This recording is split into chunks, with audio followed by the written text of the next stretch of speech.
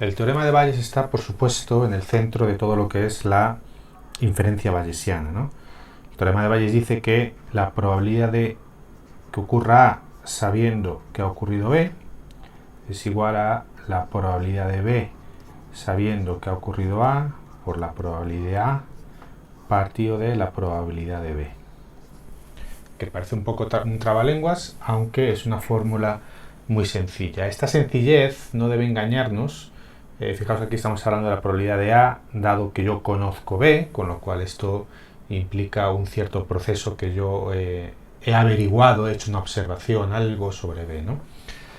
Entonces, lo que es sobre todo importante es tratar de entender la intuición y las implicaciones que tiene el teorema para poder usarlo en la práctica, como lo vamos a hacer posteriormente en el curso.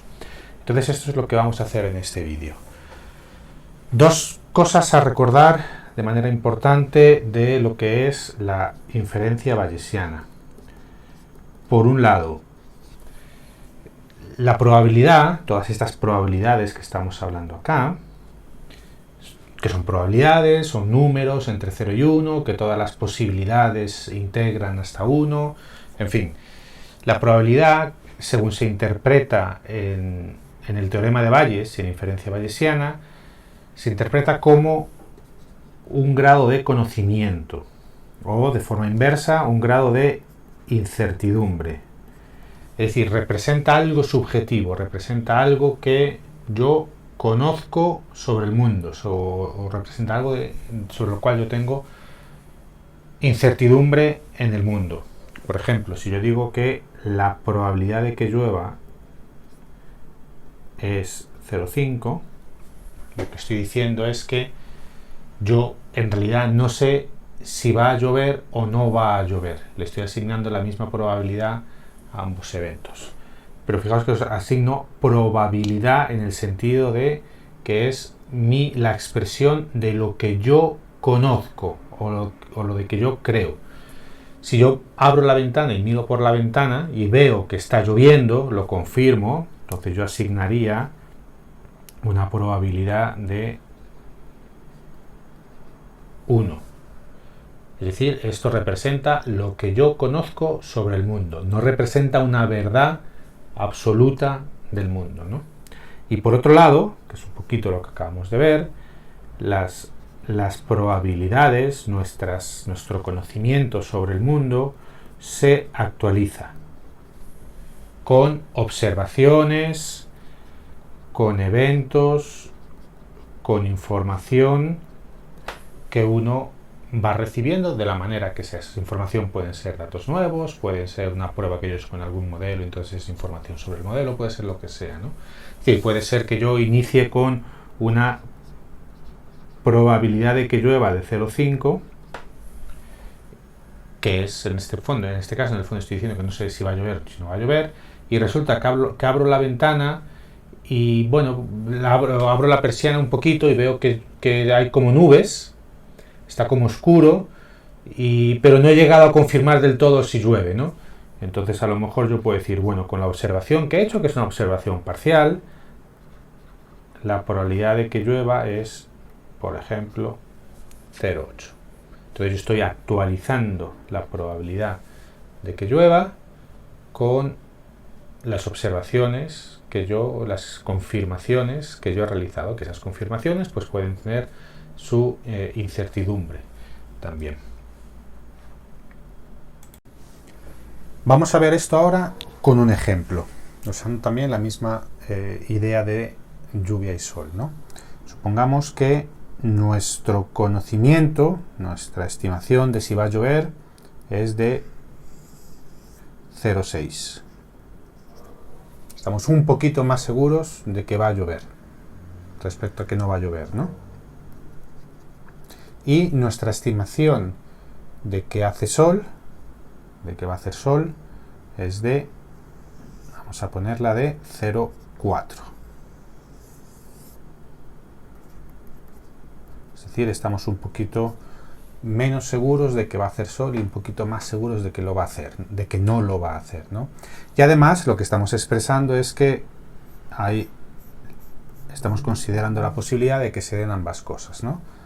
y cuantificamos, por nuestro conocimiento de lo que sea, que la probabilidad de que haya lluvia y sol sea de 0,3, es decir, esta región es 0,3.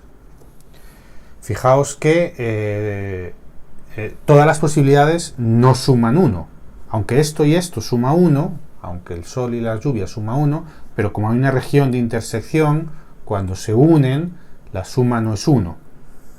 Pueden pasar otras cosas que pueden ser compatibles o incompatibles con sol, ¿no? Y lluvia, por ejemplo, puede ser que haya niebla, y entonces pues puede que haya niebla con sol y con lluvia y con ambos, o puede ser que haya granizo, y entonces el granizo consideramos que solamente se podría dar si hay lluvia, o solo, o si hay lluvia, pero no si hay sol, ¿no?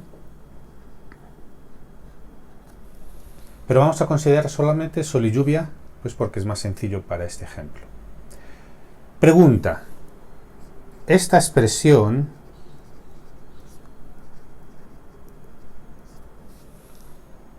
¿cuál es el valor de esta expresión y qué es lo que quiere decir esta expresión?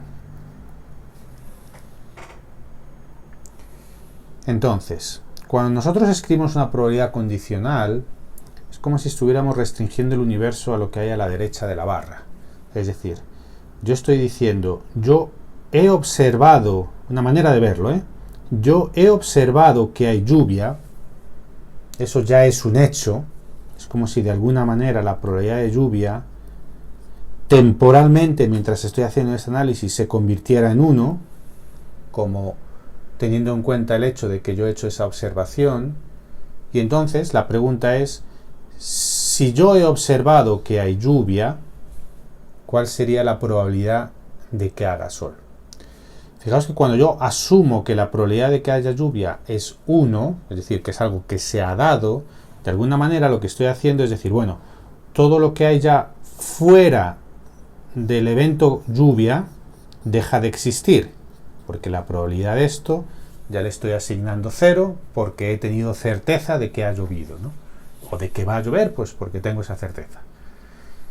Y entonces, todo lo que hay dentro de esta región, que representa la lluvia, que antes tenía un tamaño de 0,6, ahora va a pasar a tener un tamaño de 1. Y por tanto, todo lo que hay dentro va a tener que escalarse apropiadamente, pues para que se guarden las proporciones. Entonces, si esto originalmente es 0,6 y esto que estaba dentro, que era la parte que había lluvia y sol, es 0,3, cuando esto se convierte en 1, esto se debería de convertir en 0,5 para que se guarde la proporción de que uno es el doble del otro. Esto lo podemos expresar de manera muy sucinta. La probabilidad de que haya sol, dado que conozco que hay lluvia, es simplemente jugando con estas probabilidades. La probabilidad de que haya lluvia y sol partido de la probabilidad de que haya lluvia. Y si ponemos aquí los valores, pues 0,3 y 0,6. ¿Sí? Y esto da nuestro 0,5. ¿Vale? Podríamos hacer lo mismo de la otra manera. La probabilidad de que haya lluvia, sabiendo que yo he visto que hace sol, pues es, si aplico la fórmula, la probabilidad de ambos dividido por la probabilidad de que haga sol. Entonces esto es 0,3 partido de 0,4, que son 3 cuartos, 0,75. ¿Sí? Fijaos cómo yo tengo esta probabilidad condicional. Y como tengo un factor que es el mismo en ambas ecuaciones,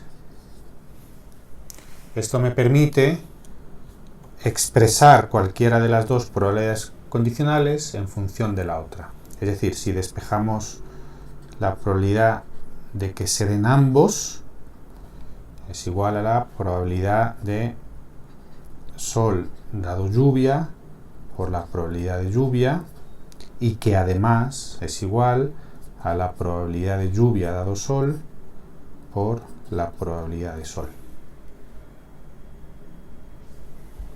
Y aquí podríamos despejar, por ejemplo, esta probabilidad o esta probabilidad. Da igual, vamos a despejar cualquiera de ellas. La probabilidad de Sol dado lluvia es la probabilidad de lluvia dado Sol por la probabilidad de Sol dividido por la probabilidad de lluvia.